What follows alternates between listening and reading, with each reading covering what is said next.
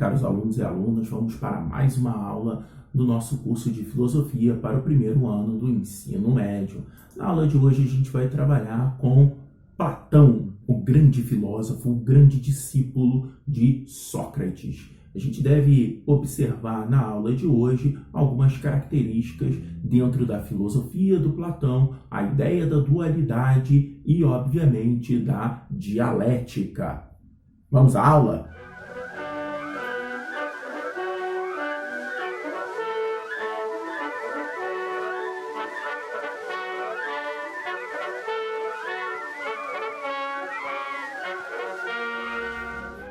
Nessa introdução aí na nossa aula, a gente deve observar alguns fatores como a ideia de quem era Platão.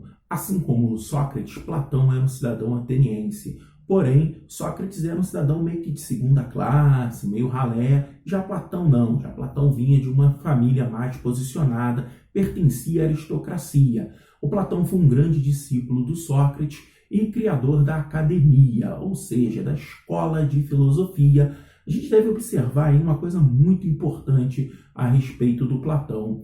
No caso, a maioria esmagadora dos filósofos da antiguidade, eles apenas falavam, filosofavam através da oratória. Quase nenhum filósofo escrevia. Assim foi Sócrates, ele praticamente não escreveu nada. E o que vai acontecer com Platão? Platão, que tanto gostava de Sócrates, tão próximo era de Sócrates, ele vai decidir escrever os diálogos de Sócrates, tentando assim imortalizar a filosofia socrática. E de fato ele vai conseguir. Até hoje a gente fala e enaltece o Sócrates como um dos maiores filósofos de todos os tempos.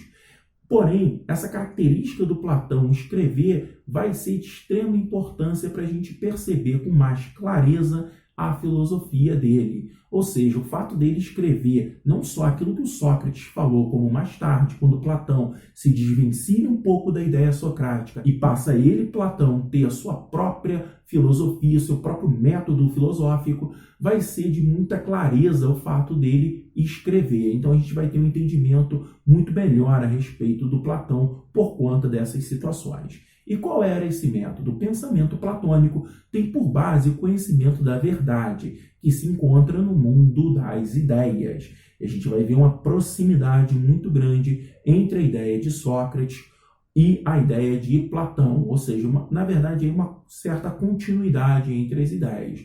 Porém, a metodologia de se chegar a essa verdade, elas são diferentes. Então, aí uma representação do que seria mundo das ideias do Platão. Chegamos aí ao nosso desenvolvimento, e nesse desenvolvimento, é claro, a gente vai pincelar as principais ideias. Eu começo a trabalhar com vocês a ideia da existência de dois mundos, a ideia da dualidade. Vale destacar que Platão não vai inventar essa percepção da existência do corpo e da alma. É coisa que já vem há bastante tempo. Pitágoras já falava sobre isso. Então, Platão vai beber um pouco nessa água da existência do corpo e da alma para desenvolver a sua tese dos dois mundos. Uma reflexão que eu acho muito bacana através de uma imagem é essa daí. Na aula, eu sempre brinco com os alunos. O que vocês observam dessa imagem? E tem um lugar comum, o gato projetado ali como sendo um leão, ou seja, o gato olhando a sua imagem no espelho e projetando ali um leão. E eu sempre começo a pensar, e não poderia ser também um leão do outro lado projetando a ideia como um gatinho? O espelho, ele vai refletir de fato a verdade de quem você é. E aí, a partir disso, a gente começa a elaborar um pouco mais alguns conceitos. Você conhece quem você realmente é? Você conhece quem são realmente as pessoas que estão à sua volta? É possível conhecer realmente alguém? Essas reflexões são extremamente importantes. Vai aguçar o nosso cérebro para vários tipos de pensamento. E é com base nesse tipo de pensamento que o Platão vai desenvolver a ideia da existência de um mundo sensível, um mundo onde prevalece o corpo e o real em que vivemos. mas também é um mundo corrompido por ilusões. Mas, professor, como pode um mundo ser real e ao mesmo tempo corrompido por ilusões? É esse mundo aqui que a gente vive. Esse mundo a gente pode considerar sem muito problema. É um mundo real. É um mundo sensível, no qual eu posso tocar nas coisas. Porém, as coisas que estão aqui, elas são ilusórias, frutos, muitas das vezes, da nossa imaginação, da nossa própria razão. Ou seja, as pessoas que eu vejo, eu mesmo, apesar de ser real e das pessoas serem reais, elas não são verdadeiras. Há uma ilusão construída entre as pessoas, entre mim mesmo, de quem eu sou, de quem as pessoas são. Ora, professor, mas se tudo isso é ilusório, onde está a verdade? A verdade está em outro plano, não está aqui na Terra, não está aqui no nosso mundo sensível. A verdade vai estar no que Platão vai chamar de mundo inteligível, onde prevalece a alma e a verdade universal. Um mundo preciso, absoluto, perfeito. O nosso mundo não é perfeito, as coisas não são perfeitas. Só vai haver a perfeição, a total concepção de uma verdade absoluta em outro plano, no plano, obviamente, das ideias, no plano onde habita a alma. Essa concepção de dualidade, corpo e alma, é extremamente presente na concepção cristã.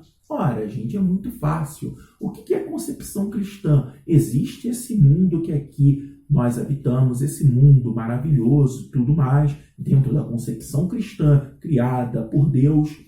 E o homem, ele vive aqui em corpo, esperando um outro plano, onde ele viverá com a alma. Aqui, a vivência do homem na concepção cristã é uma vivência, obviamente, finita. E no outro plano, uma vivência eterna. Aqui nós não podemos conhecer a verdade de Deus. Aqui eu não consigo perceber todo o plano de Deus para mim. Só vou perceber isso em outro plano. Obviamente, esse outro plano seria o paraíso para o cristão. A ideia é basicamente a mesma. A única reflexão que a gente deve fazer é que Platão fala isso mais ou menos 300 anos antes de Cristo. Beleza? Então, a ideia da dualidade dos dois mundos, eu acho que fica mais ou menos clara. Esse mundo aqui, que é real, sensível, habitado por todos nós, habitado pelo corpo, é um mundo cheio de ilusões, daquilo que eu acredito que vai ser. E o outro mundo? O outro mundo é um mundo inteligível, um mundo perfeito, um mundo onde eu encontro a verdade. E nesse sentido aí, nada mais justo do que lembrar do célebre filme Matrix, onde o personagem, o Morfeu, ele está tentando mostrar ao Neo a verdade. Então, antes dele mostrar ali as duas pílulas, qual ele deve tomar, qual Neo deveria escolher para tomar, ele vai dizer o seguinte: Matrix é um mundo que jogaram diante de seus olhos para deixá-lo cego quanto à verdade, que você é um escravo. Uma outra passagem brilhante do filme é: imagina você que está aí me assistindo, imagina se você tivesse um sonho, mas um sonho tão real, tão real, tão real, como você poderia saber se continuaria sonhando ou se estaria acordado? E se tudo isso que nos cerca, todo esse mundo, fosse de fato como no filme Matrix, algo colocado no nosso cérebro para mantermos como escravos das máquinas? E se o mundo verdadeiro estiver fora desse mundo? São, obviamente, reflexões muito bacanas, muito legais da gente fazer, da gente pensar, deixar a nossa mente fluir nesse espaço e tempo maravilhoso que é o espaço e tempo da filosofia. E aí, é claro, a gente deve pensar: olha, professor, mas espera aí, eu vivo aqui nesse mundo, meu corpo está habitando aqui. E como é que eu vou chegar, digamos assim, encontrar a verdade? Ora, a verdade absoluta você não vai encontrar, mas você pode se aproximar da verdade através do que Platão vai chamar de dialética. Então, para se alcançar o conhecimento verdadeiro, o mundo das ideias, nesse sentido, se aproximar desse conhecimento verdadeiro, é necessário a razão e a dialética. Obviamente, a dialética é quando debatemos com pontos de vista opostos, buscando argumentações cada vez mais sofisticadas para aproximarmos da verdade, que é o método dialético. Mas explica, professor, mais próximo da minha realidade. É quando você vai ter um debate com alguém que pensa exatamente o oposto de você, radicalmente contra. A pessoa vai dizer os argumentos, você vai ouvir os argumentos dela e vai construir o seu conhecimento para contra-argumentar.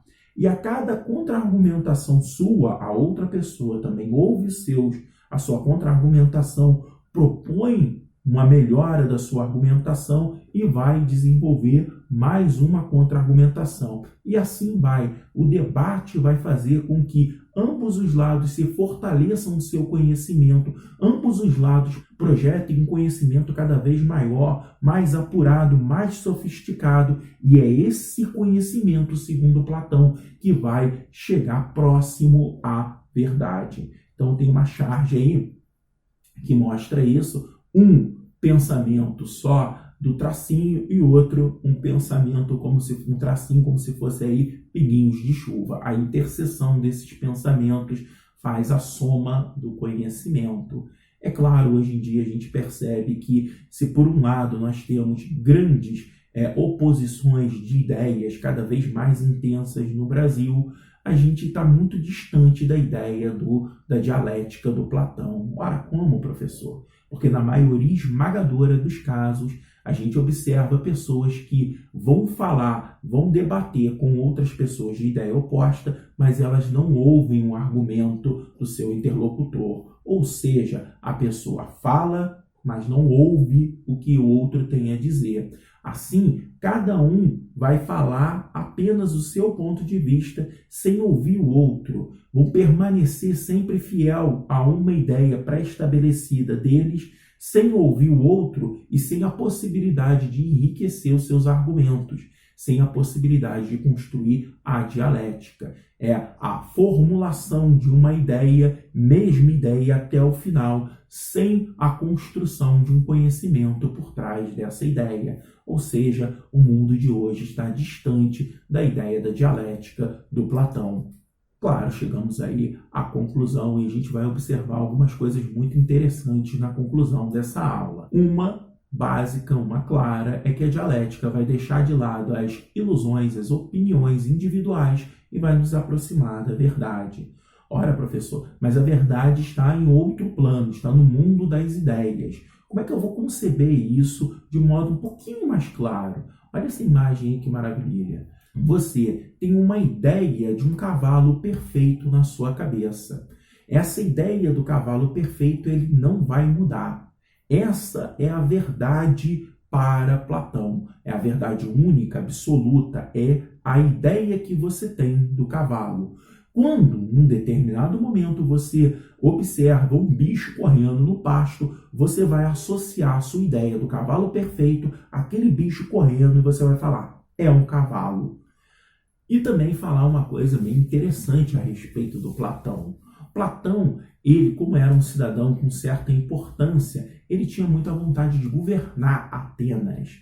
Porém, o Platão ele não vai conseguir. E olha aqui uma reflexão interessante que eu proponho a vocês. Um governo baseado na verdade e guiado por um filósofo e não por opiniões, como a dos sofistas, seria mais legítimo por ser universal, ou seja, levar o bem a todos. Essa concepção de Platão aí tem uma série de coisas por trás. Quando Platão está dizendo que um governo que vai atender o bem de todos seria um governo guiado por um filósofo, obviamente ele está falando dele mesmo, que caso ele fosse o governante de Atenas, caso ele tivesse o poder, ele faria o bem para todos, diferente dos sofistas, que ele, Platão, também vai atacar com muita força, porque os sofistas eles vão defender os interesses daqueles que o pagam. Então, se o sujeito paga mais, obviamente os interesses vão ser atendidos daquela classe, daquele grupinho que está pagando mais, e não vai defender o interesse do bem coletivo. Mas, infelizmente, como eu disse, Platão não vai ser governante de Atenas. E essa frase aqui do Platão mostra uma certa mágoa, digamos assim, por conta disso. O preço a pagar pela tua não participação na política é seres governado por quem é inferior. Claro, Platão está dizendo aí a respeito dos sofistas, que obviamente para ele eram inferiores. Agora você deve se perguntar aí, poxa, professor, mas se o Platão era tão bom assim, tão espetacular assim, como pode os sofistas serem aprovados lá na Ágora? Como pode os sofistas governar e não Platão? Por que os cidadãos atenienses não votavam no Platão, não colocavam ele lá de fato? Pelo simples fato de eu já ter falado isso dos filósofos sofistas. Eles são os filósofos da retórica, da arte de convencer. E quando, obviamente, eles subiam lá ao púlpito, quando eles falavam na Ágora, eles eram muito mais convincentes do que Platão jamais fora. E chegamos aí ao final, agora acabou. Obrigado por assistirem essa aula e até semana que vem. Valeu!